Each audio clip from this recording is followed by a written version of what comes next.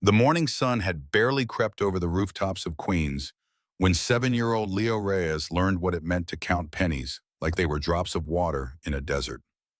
He sat cross-legged on the worn carpet of their studio apartment, the kind of place where the radiator clanked like a dying engine and the walls were thin enough to hear Mrs. Kowalski's television game shows 3 doors down. In front of him lay a mason jar, its glass clouded with age, filled with coins his mother had been saving for what she called the rainy day fund. Today, Leo decided, qualified as a monsoon. He dumped the contents onto the carpet, separating quarters from dimes, dimes from nickels, nickels from the stubborn pennies that always seemed to multiply. His small fingers moved with practiced efficiency, stacking them into neat towers. $47.63. Not enough for the prescription Dr. Hong said his mother needed. Not even close. From the bedroom, this sound of coughing cut through the early morning quiet. Not the polite clearing your throat kind of cough. This was something else entirely. A wet, rattling sound that seemed to come from somewhere deep and broken. Leo had learned to categorize his mother's coughs over the past 6 months. The morning cough, the after-dinner cough, the middle-of-the-night cough that woke him from dreams where she was healthy and laughing, and they lived in a house with a backyard and a dog named Captain. This was the worst kind, the trying and not to scare Leo cough, which meant she was pressing her face into her pillow to muffle the sound, which meant it was bad, which meant the $47.63 might as well have been 47. Leo stood and walked to the small kitchenette, pulling a chipped mug from the cabinet. He filled it with water from the tap, letting it run for exactly 10 seconds first, the way his mother taught him, to flush out whatever invisible bad things lived in old pipes, and carried it carefully to the bedroom door. He knocked twice, their signal. "Come in, baby." Audrey Reyes sat propped against 2 pillows, her dark hair spread across the fabric like spilled ink. She'd been beautiful once. Leo knew from the photographs she kept in a shoebox under her bed. Not that she wasn't beautiful now, but it was a different kind of beautiful. The kind that came from fighting something you couldn't see, from smiling when smiling cost you everything. "I brought you water," Leo said, setting the mug on the nightstand. "My little hero." She reached out and brushed his hair from his forehead. Her hand was warm, too warm, and Leo filed this information away with all the other things he noticed but didn't say. "Did you sleep okay?"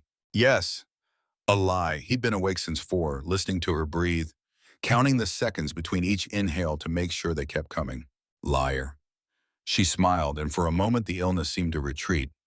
"You get that from me, you know. I was never a good liar either." Leo climbed onto the bed beside her, careful not to jostle the mattress. The springs creaked anyway. Everything in this apartment creaked. The floors, the doors, the window frames when the wind blew too hard. It was like living inside an old man's bones. "Mom," he said, studying the ceiling where a water stain had formed the shape of a rabbit. "Or maybe a cloud, or maybe just a water stain. Why don't I have a dad?" The question hung in the air between them. Leo had asked it before, of course. Kids at school asked about their fathers all the time, and he'd learned to say he's not around, with the kind of casual shrug that discouraged follow-up questions. But he'd never asked like this. Never with the mason jar counting fresh in his mind. Never with the sound of her coughing still echoing in his ears. Audrey was quiet for a long moment. Then she turned her head to look at her son, really look at him. And Leo saw something flicker across her face. It might have been pain. It might have been memory. It might have been the ghost of a love she'd buried so deep she'd almost forgotten where it was. "You have a father," she said finally. "Everyone has a father. But where is he?" "He's—" She paused, choosing her words like someone picking their way across broken glass. "He's somewhere he can't reach us, somewhere very far away." "Far. Is he dead?" "No, baby, he's not dead." "Then why doesn't he come? Why doesn't he help?"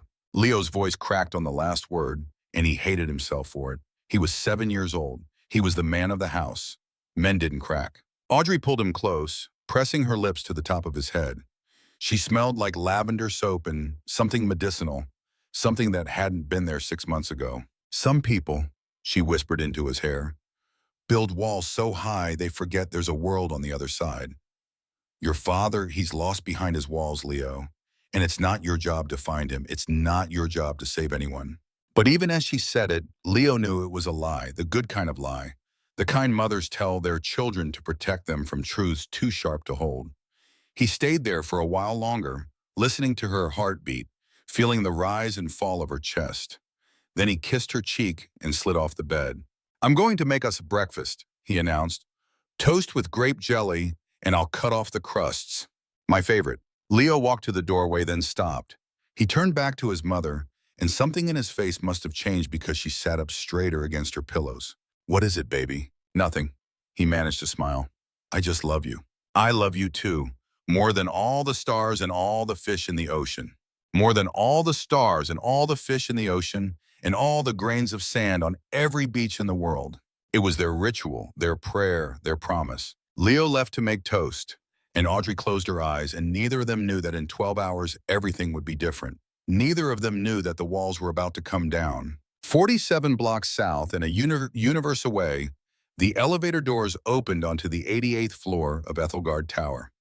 Nathaniel Sterling, Nate to the handful of people who'd known him before the zeros multiplied on his net worth, stepped out into the executive suite with the purposeful stride of a man who'd spent 15 years turning motion into money.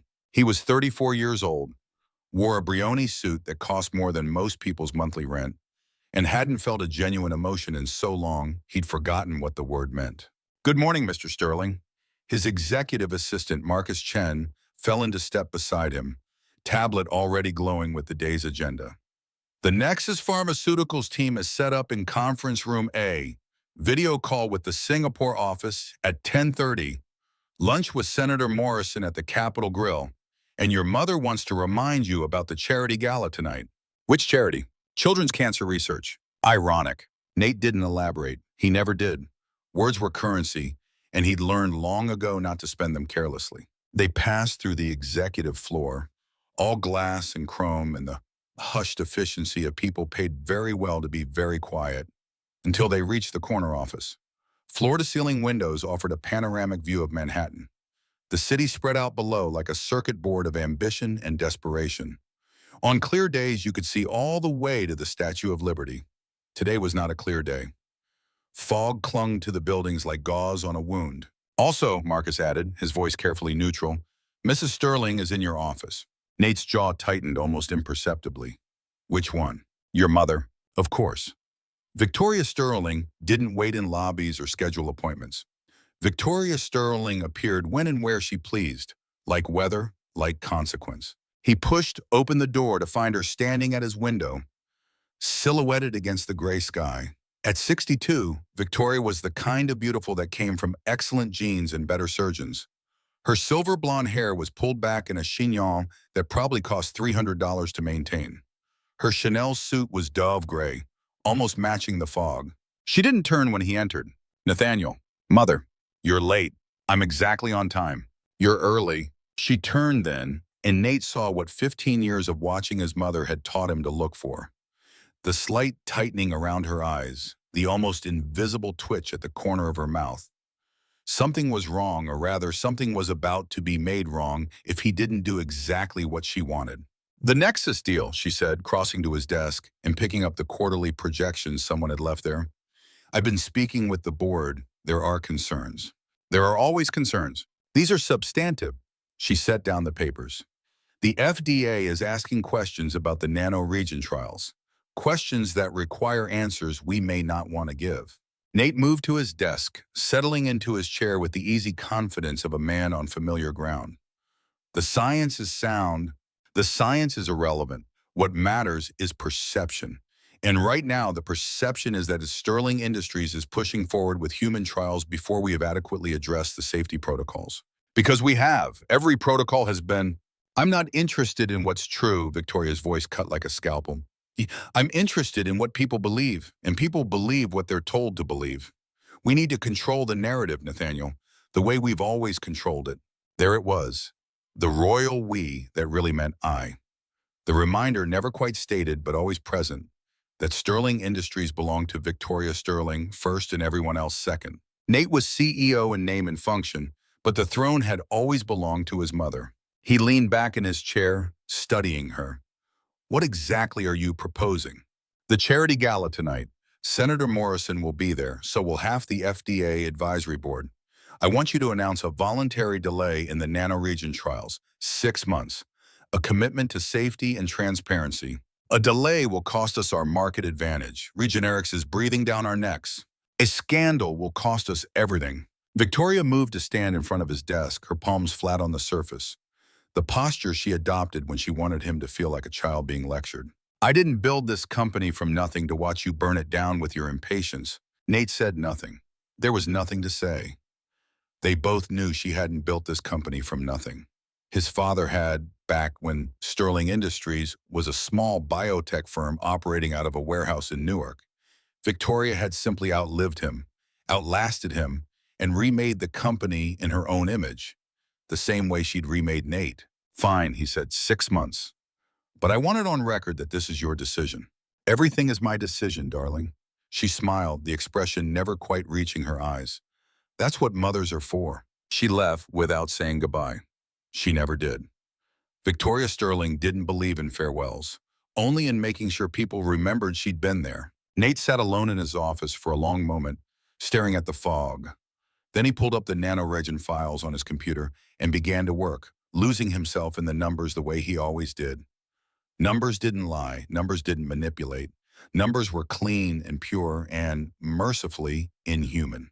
He didn't notice when Marcus returned with his coffee. He didn't hear the announcement over the building's PA system about a maintenance check on the 40th floor. He certainly didn't sense, couldn't possibly have known, that a 7-year-old boy was at that moment standing on a Queens subway platform, clutching a faded photograph and a crumpled piece of paper with an address written in his mother's shaking hand. Some walls are built to last forever. Some are destined to fall. The A train rattled through the tunnel like a mechanical dragon, all screaming brakes and flickering lights in the particular smell of the New York subway. Oil and sweat and 1,000 stories pressed together in metal tubes beneath the earth. Leo stood near the doors, one hand wrapped around the pole, the other clutching his backpack strap. He'd never ridden the subway alone before. His mother had always been there, holding his hand through the turnstile, lifting him up to see the map, pointing out their stop so he wouldn't be scared. Today he was scared anyway, but scared was okay. Scared meant you were doing something that mattered. The train emerged from the tunnel and Manhattan rose around him like a forest of glass and steel. He'd seen it before, of course, from a distance, from the windows of buses that took them to free clinics on the Upper West Side, from the top of the apartment building where Mrs. Kowalski sometimes let him watch the sunset. But he'd never been inside it, never felt the way the building seemed to lean in, curious, as if examining a specimen under a microscope. He pulled out the photograph for the 100th time. It was a Polaroid, old and soft at the edges. The colors faded to a kind of golden sepia. Two people stood in front of a lighthouse, the ocean churning behind them. The woman was his mother, younger, healthier, laughing at something the camera couldn't capture. Her hair was longer then, whipping in the wind, and she wore a sundress the color of sunflowers. The man had his arm around her waist. He was young too, maybe 20, with dark hair and eyes that Leo knew better than his own reflection. Not because he'd seen this man before, but because those eyes looked back at him every morning from the bathroom mirror. On the back of the photograph, in his mother's handwriting, the careful letters she used for important things, not the rushed scrawl of grocery lists and appointment reminders, were 2 lines, "Where love begins." N. Sterling, Ethelgard Tower, Manhattan. Leo hadn't known what Ethelgard meant until he'd looked it up at the library. It was an Old English word. It meant noble protection, or guardian of the home. He thought that was funny. If his father was such a noble protector, why had Leo never met him? Why had his mother cried when she thought he was asleep? Why did they count pennies while other kids had birthday parties at Chuck E. Cheese? The train pulled into Fulton Street. Leo checked the map he'd memorized. One more stop to Cortlandt Street, then walked north 4 blocks. He'd planned this.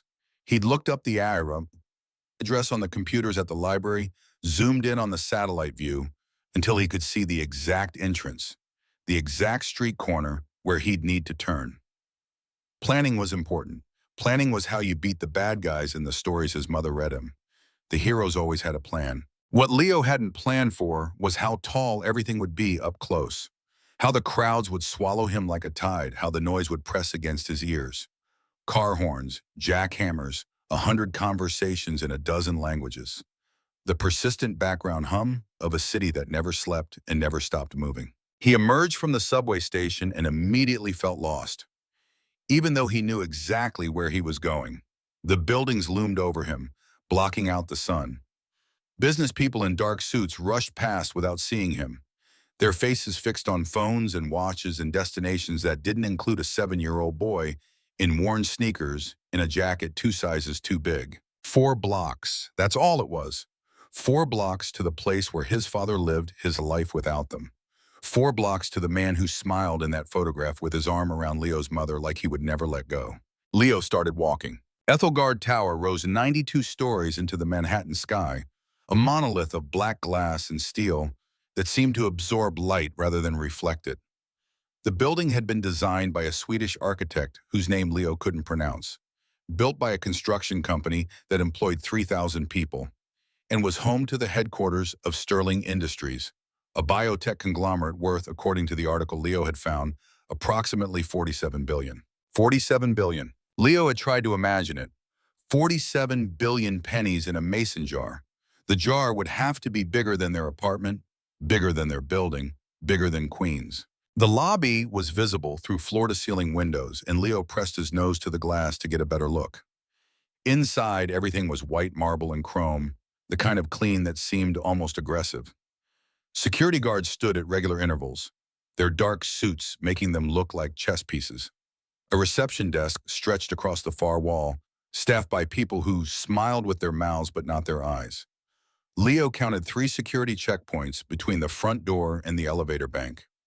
Turnstiles with glowing green panels, guards with earpieces, a desk where visitors showed ID and signed their names in a book. He wasn't getting in that way, he knew that much. So he watched. He watched for 15 minutes, his back against the wall of the building across the street, looking like just another kid waiting for his parents. He watched the security guards change positions every 10 minutes. He watched the delivery entrance on the side of the building, where a constant stream of vans and trucks disgorged boxes and equipment. He watched the service workers in their gray uniforms, the way they flashed badges at a different scanner, the way the side door opened for them without the gauntlet of the main lobby. And he watched the catering truck. It was white with the words Manhattan Premier Events, written in gold script on the side. 2 workers were unloading rolling carts covered in white tablecloths, each cart carrying trays of food covered in plastic wrap. They moved quickly, efficiently, chatting with each other about overtime pay and a football game from the night before. Leo did the math in his head. The carts were tall enough to hide under if you crouched. The tablecloths hung to the floor.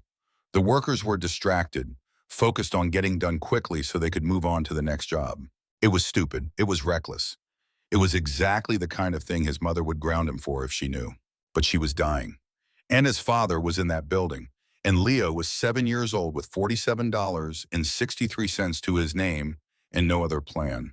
He moved. The service elevator smelled like industrial cleaner and garlic. Leo stayed perfectly still under the tablecloth, his body pressed into the smallest possible shape, his breathing slow and deliberate. The cart was moving. He could feel the vibration of the wheels, hear the ding of the elevator passing floors, and every few seconds one of the catering workers would bump the cart's handle and Leo's heart would stop completely. 20 floors, 30, 40. The workers were complaining about their supervisor, a woman named Denise, who apparently scheduled too many events and didn't tip out the staff fairly. Leo memorized their voices, their names. Tony and Marcus, 2 men who sounded tired and overworked and had no idea they were smuggling a 7-year-old through one of the most secure buildings in Manhattan. 50 floors? 70. The elevator stopped. The doors opened. Floor 88, Tony said, executive conference room. Let's get this done quick.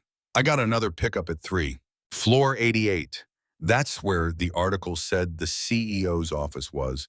That's where Leo's father spent his days, moving numbers around on screens, making decisions that affected thousands of people, living a life that had no room for a dying woman in Queens or the son she'd raised alone. The cart rolled forward.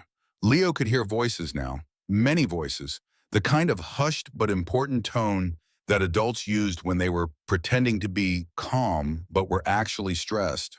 He caught fragments, trial timeline, FDA concerns, Senator Morrison's position. Then the cart stopped, and Leo heard Tony say, service entrance to conference say, we good to set up? A new voice, is those female, clipped, and efficient. Fine, but stay out of the sightlines. Mr. Sterling is presenting in 10 minutes. Mr. Sterling, his father. 10 minutes. Leo's heart was pounding so loud he was sure everyone could hear it. He needed to wait. He needed to be patient. He needed to. The tablecloth lifted. A face appeared, one of the catering workers, Tony, holding a tray of glasses. He froze. Leo froze. For a single eternal second, they stared at each other. Then Tony screamed. The chaos that followed happened in fragments, the way traumatic moments always do. Tony dropping the tray, glass shattering against marble, someone yelling for security, hands reaching for Leo as he scrambled out from under the cart, his backpack catching on the wheel, tearing free with a sound like ripping fabric. Running, not knowing where, just moving because moving was better than being caught. A door. He pushed through it and suddenly he was somewhere else entirely. The room was massive, all glass walls and a table that stretched for what seemed like miles. Around the table sat a dozen people in expensive suits, their faces frozen in expressions ranging from shock to outrage. Screens on the walls displayed charts and graphs that meant nothing to Leo. At the front of the room, standing before a presentation about something called Nanoregion Phase 3 results, was a man in a dark suit. Leo knew him immediately. The man from the photograph, older now, his face harder, the easy smile replaced by something cold and calculating. But the eyes were the same, the cheekbones, the way his hands moved when he was processing information. Everything went silent, the kind of silence that happens when reality breaks and no one knows how to fix it. A woman near the door, blonde, sharp-featured, radiating fury, recovered first. Security, she snapped. Get this urchin out of here immediately. Guards appeared behind Leo, hands reaching for his arms. But before they could touch him, a voice cut through the chaos. Wait! It was the man at the front of the room, Nate Sterling, Leo's father. He was staring at Leo the way you'd stare at a puzzle with missing pieces, a problem that didn't fit into his carefully organized world. He held up one hand and the security guard stopped. The silence stretched. Well, Nate said, his voice carrying a tone of bemused condescension. This is unexpected. He walked slowly around the conference table, each step measured and deliberate, until he stood directly in front of Leo. Up close, he was taller than Leo had imagined, and his eyes, those amber eyes that Leo saw in his own mirror, held no warmth at all. Who exactly are you, he asked, and how exactly did you get into my building? Leo swallowed hard. His throat was dry, his legs were shaking, and his brain seemed to have forgotten how words worked. But he had come too far to fail now. He had counted too many pennies, heard too many coughs, told too many lies about being okay. My name is Leo Reyes, he said, and his voice didn't shake at all. I came from Queens. My mom is Audrey Reyes. She's dying. And she said, you're my father. The words landed like stones in water, creating ripples of reaction around the room. Gasps, murmurs, the blonde woman making a sound like she'd swallowed something sour. Nate's expression didn't change. He studied Leo for a long moment. Then a smile spread across his face. But it was the wrong kind of smile. The kind that Leo had learned to recognize on bullies and mean teachers and adults who thought kids were stupid. Ah, Nate said, loud enough for everyone to hear. I see. This is what passes for charity fraud these days.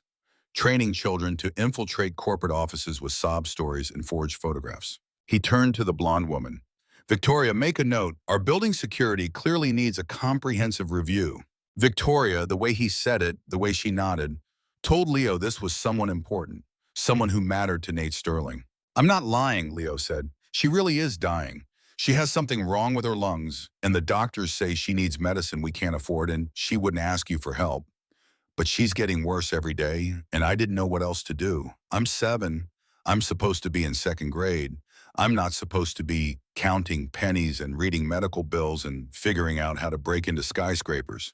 A few people around the table shifted uncomfortably. Leo saw something flicker across one man's face.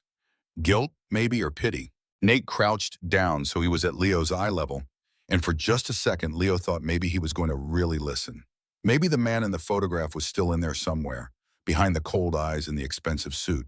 "Let me be very clear," Nate said, his voice soft but sharp as a blade. "My memory is excellent. It's what made me a billionaire. I remember every investment I've made, every deal I've closed, every person who's tried to take advantage of me." He leaned closer. "And I have never, not once, been involved with a woman poor enough to live in Queens and desperate enough to send a child to do her begging." The words hit Leo like a physical blow. He felt tears burning behind his eyes but refused to let them fall. He wasn't a beggar. His mother wasn't desperate. They were people, real people who deserved to be seen. "The performance is impressive," Nate continued, standing up. Really, the casting is perfect. You do have a certain resemblance, but I don't respond to emotional manipulation." "Take him downstairs," he told the guards. "Document this for legal, and make sure he doesn't get within 100 feet of this building again." The guards moved forward. Leo felt hands on his shoulders, pulling him backward toward the door. And that's when he remembered the photograph. "Wait." He twisted free of the guard's grip, reaching into his backpack. The movement made the security team tense, but Leo was too fast, too small, too determined. His fingers found the worn edges of the Polaroid, and he yanked it out and threw it onto the conference table with all the force his small arm could muster.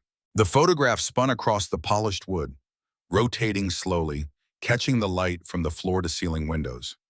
It slid past coffee cups and tablets and the carefully arranged papers of people who had never counted pennies in their lives. It came to rest directly in front of Nate Sterling.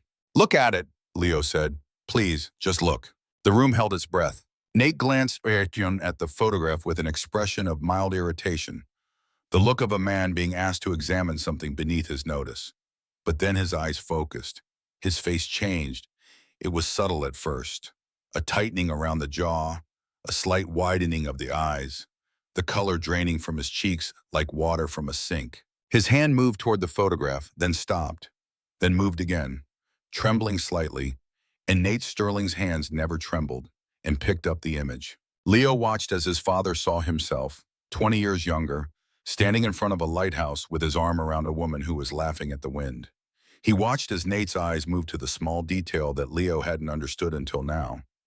A tattoo on the young man's wrist. A series of numbers that meant nothing to Leo, but clearly meant everything to Nate. "Where did you get this?" Nate's voice had changed completely. The cold arrogance was gone, replaced by something raw and dangerous.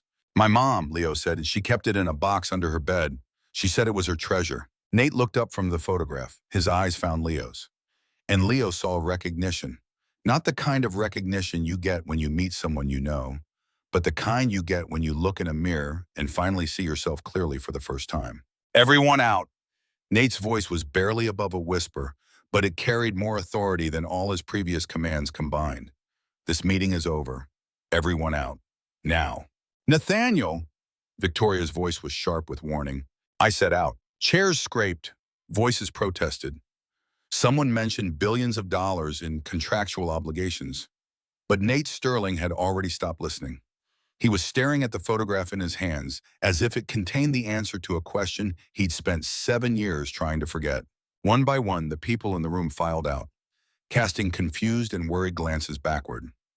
Victoria was the last to leave, and the look she gave Leo as she passed was cold enough to freeze blood. The door clicked shut. Father and son were alone. The silence in the conference room was different from the silence before. This one had weight to it, like fog. Nate hadn't moved from where he stood. The photograph was still gripped in his hands. Leo stayed by the door, his heart pounding, unsure whether to run or stay or speak or be quiet. Every possible next moment seemed equally impossible. Finally, Nate spoke. The tattoo. His voice was hoarse. It was coordinates, GPS coordinates, 41.0534 degrees north, 71.962 degrees west. Do you know what that is? Leo shook his head. It's the location of the Montauk Lighthouse, the exact spot where I stood when He stopped, swallowed. "I had it removed. Laser treatment 7 years ago. There's no scar, no record. No one knows that tattoo ever existed, except," he looked at Leo, "except the person who was with me when I got it. My mom, Audrey." The name came out like something he'd kept locked in a box for years, finally escaping. Her name was Audrey. Is, Leo corrected. She's still alive. For now. Nate set the photograph down carefully, as if it might shatter. He walked to the window, his back to Leo, and stood looking out at the city below. When he spoke again, his voice was strange, smaller, somehow less certain. I thought she left. 7 years ago, I came home from a trip and she was gone. No note, no message, no explanation, just gone. He pressed his palm flat against the glass. My mother told me she'd taken money, a settlement, she called it. Said Audrey had come to her asking for payment to disappear, and my mother had obliged. She showed me the agreement, showed me Audrey's signature, showed me the bank transfer, $100,000. Leo felt something cold crawl down his spine. My mom doesn't have any money. We live in a studio apartment. She can't even pay for her medicine. Nate turned. His eyes were wet, though no tears had fallen. I know. Then why did you believe it? Why didn't you look for her? Because I was 23 years old. The words came out rough, torn. Because I was an idiot who had just inherited a company I didn't know how to run, surrounded by people who wanted me to fail. Because my mother told me what I was afraid was true, that Audrey never loved me, that she was just another person trying to use me for my money, that the baby she was carrying wasn't even. He stopped. The silence that followed was absolute. Baby? Leo's voice was very small. Nate covered his face with his hands. When he lowered them, he looked like a different person entirely. Like someone who had been wearing a mask for so long, he'd forgotten what his real face looked like. She was pregnant, he said, when she left, or when she was taken, or whatever actually happened. He laughed bitterly. God, all these years I convinced myself it wasn't mine, that she'd been seeing someone else, that my mother was protecting me from a con artist. He looked at Leo, really looked, the way Leo had wanted him to from the beginning. But she wasn't, was she? And you're not a scam. You're my son. The words hung in the air between them. My son. Leo had imagined this moment 1,000 times. In his imagination, he'd known exactly what to say. He'd be brave and strong and perfectly eloquent, and his father would fall to his knees and apologize and promise to make everything better. In reality, he just started crying. Mom's really sick, he sobbed, all the fear and exhaustion of the past 6 months finally breaking through. She tries to hide it, but I hear her at night, and she's getting worse. And the doctors say she needs treatment, but we can't pay for it. And I didn't know what else to do. I'm 7. I'm supposed to be in 2nd grade. I'm not supposed to be counting pennies and reading medical bills and figuring out how to break into skyscrapers. He felt arms around him before he realized Nate had moved. Strong arms pulling him close, holding him the way Leo had never been held by anyone except his mother. He smelled expensive cologne and starched cotton and something else underneath, something warm and human and real. I'm sorry, Nate whispered into his hair. I'm so sorry. I didn't know. I thought. His voice broke. I'm sorry. They stood like that for a long time, the billionaire and the boy from Queens, while the fog pressed against the windows and somewhere 47 blocks north, a woman coughed into her pillow and waited to die. The door to Nate's private office burst open and Victoria Sterling swept in like a storm front. What in God's name do you think you're doing? Her voice was the cold, controlled fury of someone who had built her entire life on control and was watching it slip away. You just walked out of a $10 billion negotiation for a child with a sob story and a forged photograph. Do you have any idea? The photograph isn't forged. Victoria stopped mid-sentence. For just a fraction of a second, something flickered across her face, fear, guilt, before the mask slammed back into place. Nathaniel, I understand you're upset, but this is clearly an elaborate scheme targeting your emotional vulnerabilities. The tattoo, Mother. Nate's voice was quiet, but it carried an edge that made Leo take a step backward. The photograph shows a tattoo I had removed 7 years ago, a tattoo no one knew about, a tattoo that was never photographed, never documented, never mentioned to a single person except the woman I was with when I got it. Victoria's smile was frozen on her face. Coincidence? Photoshop? These con artists are sophisticated. Then explain how a 7-year-old from Queens knew exactly where the tattoo was located. Explain how he knew it was coordinates. Explain how he knows details about Audrey that no one else could possibly know. Audrey, Victoria spat the name like it tasted bad. That gold-digging waitress you were infatuated with? Nathaniel, I thought we were past this. I thought you understood that woman was a threat to everything we've built. We? Nate's voice rose. We built? I built this company, Mother. I've spent 15 years turning a modest biotech firm into an industry leader. I've sacrificed everything. My health, my happiness, my... He looked at Leo. My family. That child is not your family. I am your family. The Sterling name is your family. Marcus. Nate spoke to his assistant, who had appeared silently in the doorway. Order a DNA test, the rapid results kit from our genetics division. I want results within 2 hours. Marcus nodded and disappeared. Victoria's composure cracked slightly. This is insanity. You're going to subject the company to a paternity scandal based on the word of a street urchin. His name is Leo. Nate's voice was steady now, controlled. And if the test confirms what I already know, then yes, I'm going to acknowledge my son, I'm going to help his mother, and then I'm going to find out exactly what happened 7 years ago when the woman I loved disappeared from my life. Victoria's eyes darted between Nate and Leo. For a moment, she looked like an animal caught in a trap, calculating escape routes. Then her expression smoothed back into the practiced calm she wore like armor. Fine, she said, let's do the test. And when it proves what I've been telling you all along, we'll discuss how to handle this attempted extortion. She turned on her heel and left, her footsteps echoing off the marble floors. Leo waited until she was gone, then tugged at Nate's sleeve. She scares me, he said quietly. She looks at me like she wants me to disappear. Nate crouched down to Leo's level, and this time there was nothing cold in his eyes. She's scared, he said. People do terrible things when they're scared. But I promise you, Leo, no one is going to make you disappear. Not ever again. The genetics lab was on the 54th floor, all white walls and humming equipment and people in white coats who moved with the precise efficiency of Swiss watches. A woman named Dr. Chen, no relation to Marcus, she assured them, took swabs from both Nate and Leo's cheeks, explaining the process in a voice clearly calibrated to be soothing. The test analyzes specific markers across 21 genetic loci, she said, her gloved hands working with practiced speed. It's 99.999% accurate for confirming paternity. Results in 2 hours. 2 hours. Leo sat in a leather chair that seemed designed to swallow him, watching his father pace the length of the waiting area. Nate had taken off his suit jacket at some point, and his sleeves were rolled up, and he looked more like a real person than he had in the conference room. Tell me about her, Nate said suddenly. Audrey, what's she like now? Leo considered the question. What was his mother like? How did you describe someone who had been your whole world for 7 years? She paints, he said finally. Mostly lighthouses. There's one she's been working on for a long time, of the one in Montauk. She says it's her favorite place in the world, even though we've never been there together. Nate stopped pacing. She sings when she cooks, but only when she thinks I can't hear. She's allergic to cheap ink, so she uses charcoal pencils for everything. She tells me stories about a prince who lived in a tower made of numbers, who forgot how to climb down until a painter showed him the way.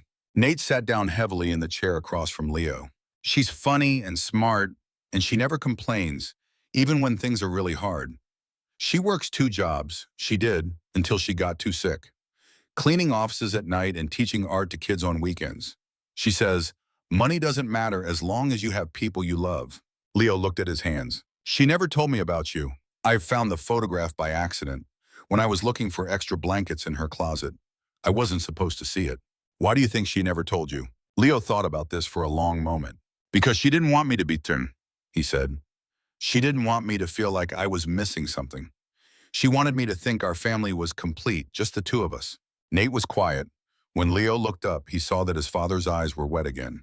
She sounds exactly like the person I remember, Nate said, only stronger. The 2 hours passed slowly. Marcus brought sandwiches that neither of them ate, coffee that Nate drank and Leo wasn't allowed to have, a tablet loaded with games that Leo was too nervous to play. They sat in silence mostly, but it wasn't the uncomfortable silence of strangers. It was the silence of 2 people waiting for the same answer to the same question. When Dr. Chen finally returned, her face was professionally neutral. She handed Nate a tablet displaying the results, and Leo watched as his father read. The tablet fell from Nate's hands. It's him, Nate breathed. It's real, he's mine. Dr. Chen smiled. Congratulations, Mr. Sterling. It appears you have a son. Leo felt the world shift beneath him. He'd known, of course. He'd always known, in the way children know things they can't prove. But there was a difference between knowing and having it confirmed, between hoping and being certain. He was Nate Sterling's son, officially, scientifically, irrefutably. And his mother was still dying in a hospital 47 blocks away. "We have to go," Leo said, grabbing Nate's arm. "Mom needs help. She's at St. Jude's Hospital, in the ward for people who can't pay. We have to go now." Nate looked at him with something like wonder. "How did you get here? How did you find me?" "The subway and the photograph and the library computers." "You took the subway alone across the city? You broke into one of the most secure buildings in Manhattan?" "I had to." Leo's voice was small but steady. "She's my mom." Nate pulled out his phone and dialed. "Marcus, I need the helicopter, ready in 5 minutes. St. Jude's Hospital, Queens, and contact the medical team. I want our best pulmonary specialist standing by." He hung up and looked at Leo. "Let's go get your mother." They were halfway to the elevator when Victoria stepped out of a side corridor, blocking their path. "Nathaniel," her voice was ice. "We need to talk." "Not now, Mother." "Yes, now." She moved closer, her heels clicking sharply against the floor. "I just spoke with this board. They're concerned about your behavior today, abandoning a major negotiation, submitting to a DNA test without consulting legal, and now what? Rushing off to play hero for some woman you haven't seen in 7 years? That woman," Nate said slowly, "is the mother of my child. A child who exists because you lied to me. Because you forged documents and manufactured evidence and made me believe." His voice cracked. "You made me believe she abandoned us. You made me believe I wasn't good enough to be loved." Victoria's expression didn't change. "I did what was necessary to protect this family. You destroyed my family. I preserved the Sterling legacy." Victoria's composure finally broke, rage twisting her features into something ugly. "Do you think I spent 30 years building this company to watch you throw it away on some painter from nowhere? She wasn't one of us, Nathaniel. She never would have been one of us. The child she was carrying—" "My child," Nate said. "My son, who grew up in poverty because you stole him from me. I gave you an empire. You gave me a prison." Nate took Leo's hand, "And now I'm walking out." He pushed past Victoria, pulling Leo toward the elevator. Behind them, Victoria's voice rose to a scream. "If you do this, you lose everything. The board will never support you. I will destroy you, Nathaniel. I will burn this company to the ground before I let you humiliate the Sterling name." The elevator doors opened. Nate stepped inside with Leo. "Then burn it," he said. The doors closed on Victoria's howling fury. The helicopter cut through the gray sky over Manhattan, its rotors beating a rhythm that Leo felt in his chest. Below them, the city spread out like a circuit board, all geometric patterns and flowing traffic and the tiny figures of people who had no idea that everything was changing. Leo pressed his face to the window, watching Queens appear on the horizon. His neighborhood looked different from up here, smaller somehow and more fragile. The apartment buildings huddled together like they were cold. The streets that had seemed so long and complicated when you walked them were just lines on a map. "There," he said, pointing. "St. Jude's, the brick building with the cross on it." Nate spoke into his headset, directing the pilot. As they descended toward the hospital's parking lot, Leo saw something that made his stomach drop. An ambulance was parked at the emergency entrance, lights flashing, and near the side door, the door for the charity ward where the people who couldn't pay were kept. There was a commotion, people in scrubs, security guards, a wheelchair, and in the wheelchair, being pushed toward the street, was a woman in a hospital gown with dark hair spread across her shoulders like spilled ink. "Mom!" Leo screamed, but the helicopter was too loud and they were too high and she couldn't hear him. The helicopter touched down in the parking lot, and Leo was running before the rotors had even slowed. He ran across the wet asphalt, through the rain that had started falling sometime in the last hour, past the parked cars and the ambulance, and the people who tried to grab him. "Mom!" Audrey looked up from her wheelchair. Her face was pale, too pale, and there were dark circles under her eyes, and she was hooked to an oxygen tank that rattled as the guards pushed her toward the street. But when she saw Leo, her face transformed. "Baby, Leo, what are you—" She started coughing, deep, racking coughs that shook her whole body. Leo threw himself at the wheelchair, wrapping his arms around her. not caring about the oxygen tubes or the rain or the security guard trying to pry him away. I found him, he sobbed into her shoulder. I found Dad. He's here. He came. He's going to help. What are you talking about, Leo?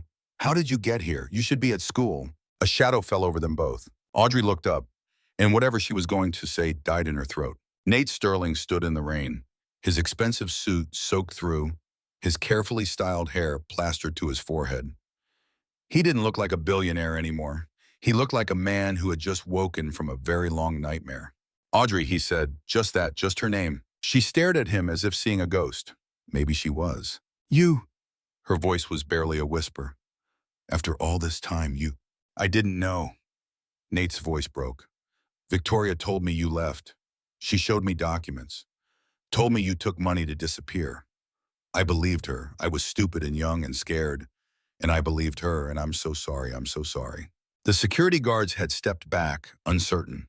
The medical staff was watching with expressions ranging from confusion to concern. The rain kept falling, drenching them all, and no one moved. Audrey looked at Nate for a long moment. Then she looked at Leo, who was still clinging to her wheelchair, his face buried against her arm. Then she looked back at Nate. He has your eyes, she said softly. I used to pretend he didn't, but he does. I know. Nate knelt in the rain, bringing himself to her level. And your smile and your stubbornness and your courage. He reached out hesitantly and touched her hand. I thought I lost you. I thought you chose to leave, but you didn't, did you? Audrey shook her head slowly. Your mother came to me. She offered me money to disappear. And when I refused, she had people, lawyers, investigators. They threatened to have me deported. My grandmother was undocumented, and they found records. They said they could prove I was too. They said they would take the baby. They said they would destroy any chance I had of ever seeing you again. Tears were streaming down her face now, mixing with the rain. I had nothing, Nate. No money, no power, no proof. What was I supposed to do? You were supposed to tell me. Nate's voice cracked. You were supposed to trust me. You were 23 years old and you were surrounded by people who wanted to keep us apart. And I didn't know if you would choose me. Audrey's voice cracked. I didn't know if I was worth fighting for. You were. Nate lifted her hand to his lips, pressing a kiss to her knuckles. You are. You always will be. The moment hung suspended in the rain. Three people who should have been a family, finally together after 7 years of lies and distance, and the particular cruelty of people who think love is weakness. Then Audrey started coughing again, and the spell was broken. We need to get her inside, Nate said, standing and gesturing to the medical staff who had been hovering uncertainly. Not this hospital. My facility has better equipment. There's a helicopter waiting. Sir, we have protocols, one of the nurses began. I don't care about your protocols. Nate's voice had regained some of its command. This woman is the mother of my son. She's coming with me, and she's getting the best care money can buy. And if anyone tries to stop us, they will regret it for the rest of their professional lives. No one tried to stop them. The Sterling Medical Center occupied 3 floors of Ethelgard Tower, a state-of-the-art facility usually reserved for executives and their families. Within an hour of arriving, Audrey had been examined by a team of pulmonary specialists, scanned by machines that Leo couldn't pronounce, and installed in a private room with a view of the Manhattan skyline. The diagnosis was serious but treatable. Advanced pneumonia complicated by an autoimmune condition that had gone undiagnosed for years. Without treatment, she had weeks, maybe days. With treatment, the aggressive, expensive treatment that Sterling Medical could provide, she had a fighting chance. Leo sat by her bed, holding her hand while she slept. The machines beeped softly, their rhythm steady and reassuring. Through the window, he could see the city lights coming on as dusk settled over Manhattan. Nate appeared in the doorway. How is she? Sleeping. Leo didn't let go of his mother's hand. The doctor said the treatment is working. They said she's stable. Nate walked over and stood beside Leo's chair, looking down at Audrey's face. In sleep, some of the pain had smoothed away and she looked younger, closer to the woman in the photograph. I'm sorry, Nate said quietly, for what my mother did, for what I believed, for the years you grew up without a father. Leo considered this for a moment. You didn't know, he said finally. You believed a lie. That doesn't excuse it.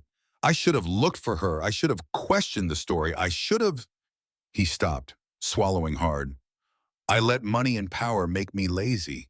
I let someone else do my thinking for me, and you both paid the price.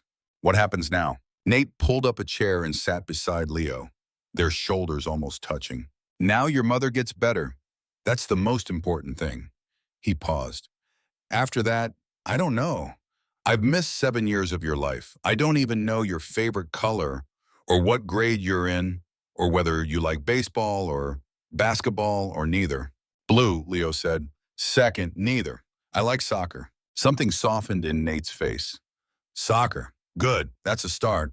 He reached out hesitantly and put his hand on Leo's shoulder. I know I can't make up for lost time, but if you'll let me, I'd like to try. Leo looked at his father, really looked, the way he'd been looking all day.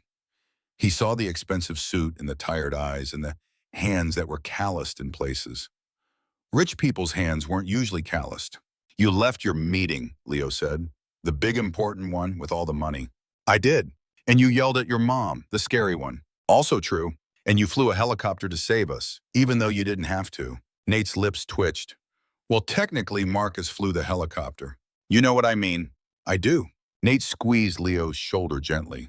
Does that earn me a chance? Leo thought about all the stories his mother had told him, about princes in towers made of numbers who forgot how to climb down, about painters who showed them the way. I think, he said slowly, you have to start at the beginning. That's what Mom always says. When you're lost, you go back to where you started and begin again. Where's the beginning? Leo smiled, the first real smile since this whole impossible day had begun. The lighthouse, he said, Montauk, where love begins. 6 months later, the Montauk lighthouse stood golden in the late afternoon sun. The small house beside it, once a maintenance building, now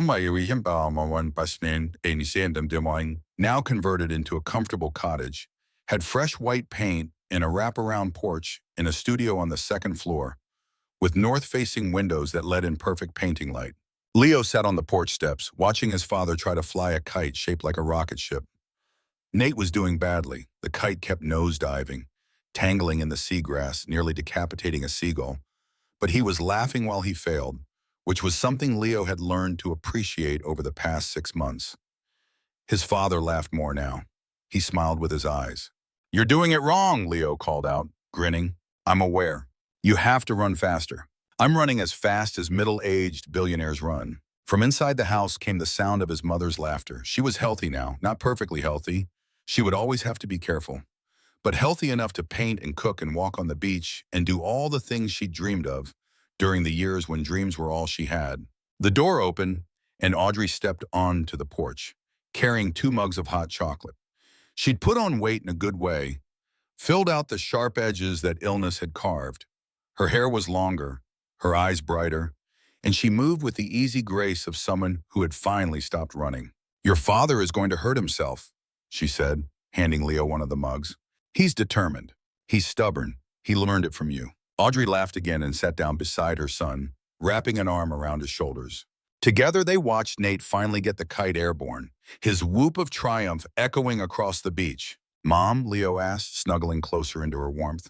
Yes, baby? Are we happy now? Audrey was quiet for a long moment. The waves crashed against the shore in the distance. The kite danced in the wind. The lighthouse threw its shadow across the grass, pointing toward the sea like a finger showing the way home. I think, she said softly, we're learning how to be. And sometimes that's even better than just being happy. It means we get to choose it every day. Nate came jogging up the steps, the kite now tangled in his hair, sand all over his expensive jeans. He'd stopped wearing suits on weekends. He'd stopped checking his phone every 5 minutes.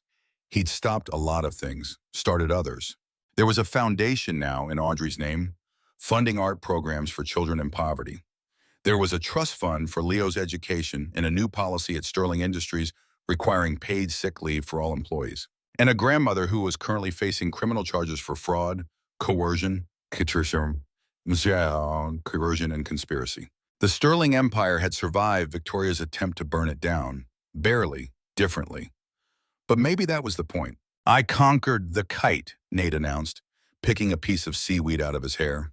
The kite conquered you, Leo corrected. Details. Nate sat down on Audrey's other side, and she leaned into him, and he put his arm around her, the way he had in the photograph all those years ago. Only now Leo was there too, fitting into the space between them like a puzzle piece that had finally found its picture. Dad, Leo said. The word still felt new in his mouth, but he was getting used to it. Yeah? Thank you for coming back. Nate reached across Audrey to ruffle Leo's hair. Thank you for finding me, he said.